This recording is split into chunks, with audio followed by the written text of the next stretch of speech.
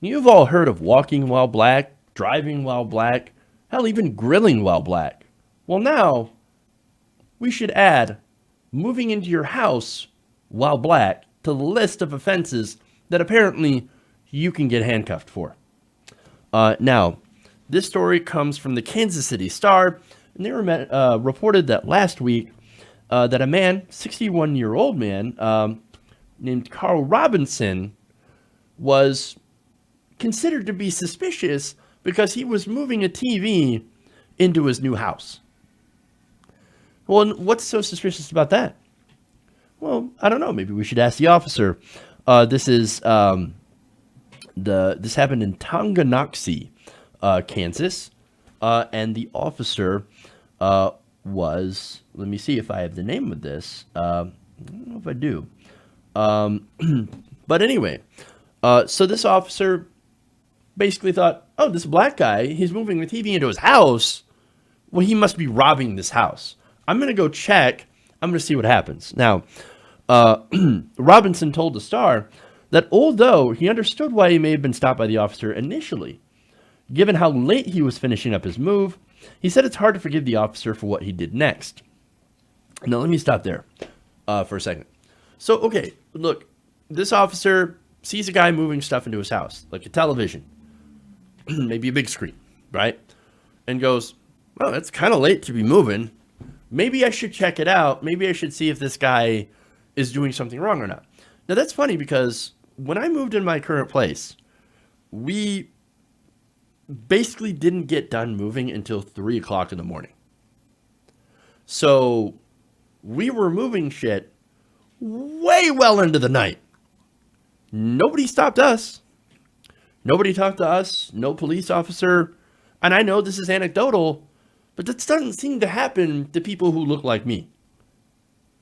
It's because it doesn't happen to people who look like me. Now, let me get to what happened next. Now, Robinson had offered to get the documentation in his home, confirming that he owned the home. He's like, hey, man, this is my house. I've got the documents. I can prove it. The officer, instead of letting him go and getting that documentation to prove that, yes, this is my house, I'm moving into my house, the officer instead put him in handcuffs. But he said, I've got the documents, they're right inside. I have them, I can prove it to you. I'm not stealing. This is my house. This is my TV. This is my stuff. No. We don't believe you. And just to make sure, because, we think you might be dangerous, I'm going to put you in handcuffs. Now, afterwards, of course, he ended up calling for backup as well, and additional officers later entered the man's home and searched for the paperwork themselves. They ended up finding it, and then later on, they, of course, said, oh, our bad, sorry about that. Now, Robinson told a local newspaper after this all had went down, he said, quote, if I'd been a white man, that wouldn't happen.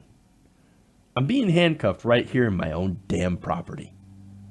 Well, that continues to happen. The people who say that, oh no, you don't understand, racism, it doesn't exist anymore. What are you talking about? Are you just race baiting?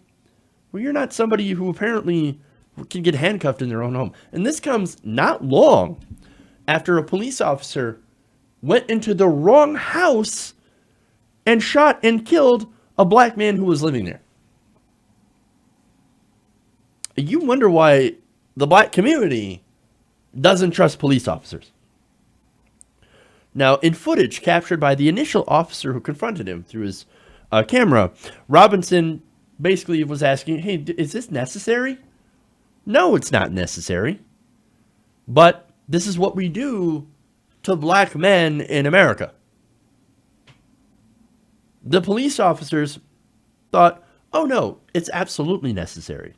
Now look, this next thing that I'm going to tell you, though, might, and I know I've been super, super tough on the cop, and he deserves to meet,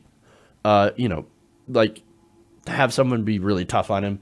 But the next part kind of makes you understand a little bit why he was stopped.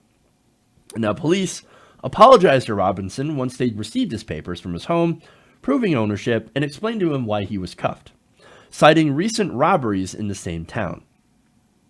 Robinson said in response to this, quote, "It's real uncomfortable, but I understand." So now here's the guy who's been handcuffed in his own house, moving into his own house, basically saying, I don't like this, but I get it. I understand there's been some robberies, and I get it. If you look like me, you're a white guy, would you be as understanding as Mr. Robinson? Would you be like, oh, no, I get it. There's been a couple of robberies, and you just wanted to make sure. Would you be like that? Again, this shows what black people have to go through in America. And now, of course, there's another update to this. Days after the incident, Robinson then filed a complaint with the police department. He said, he told the Star, quote, "For black men, he thinks you're guilty until proven innocent. They're thinking I'm stealing. I've been hearing this for 40 years, getting pulled over, being searched. I'm not going to let this go." And you know what? He shouldn't. He shouldn't let this go. This is obvious racial profiling. Even though the officer, I don't think the officer is a secret Klansman, right? That he's got a KKK hood hidden in his, trunk. No, I don't think that. I think this is where racial biases come into play. And everybody has these internal biases that they don't quite understand that they have, right? So that it's that inherent bias that I've talked about before. Oh, we've had some robberies. We see this guy moving in late at night, and we just got to check it out. But they don't realize that they are perpetuating a racist system, and that they are indeed doing an injustice to the people that they're supposed to protect. So I do hope that there is, I don't even know what he's looking for, what Mr. Robinson is looking for. But I think, and I hope that the Tonganoxie Police Department and others start to understand, like, hey, maybe we should be a little bit more conscious of how we treat African American members of the community. That we shouldn't just assume that people are guilty. You're conservatives talking about due process all the time. Well, where's this guy's due process? He didn't have any. And that is one of the big problems in America facing black people today. And it's a problem we need to fix.